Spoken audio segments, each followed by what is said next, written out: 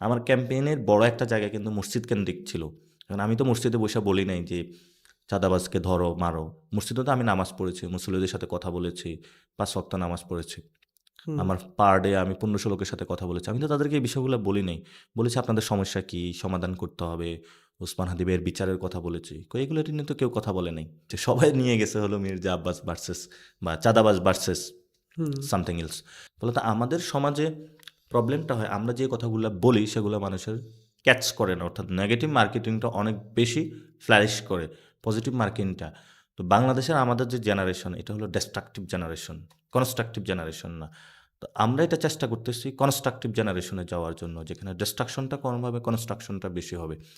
তো এখন কনস্ট্রাকশন যদি করতে যাই, এখন আপনার যেই জায়গায় কনস্ট্রাকশনটা করবেন ওই জায়গায় যদি একটা ময়লার ভাগাড় থাকে, এটাকে কি পরিষ্কার করবেন নাকি করবেন না? করতে তো হবে। করতে তো হবে। সো আমি ময়লার ভাগাটা আগে পরিষ্কার করার চেষ্টা করেছি।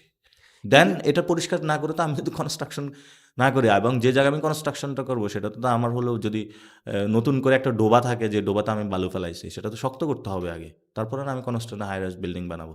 তাহলে জনগণের সাথে যে কমিউনিকেশনগুলো করি সেগুলো তো আমার ফলসে রূপান্তরিত হবে বা ভেঙে পড়বে আমি যদি অন্য জায়গায় যাই। সে জায়গাটায় আমি চেষ্টা করেছি এবং মানুষের সাথে কথা বলার চেষ্টা করেছি।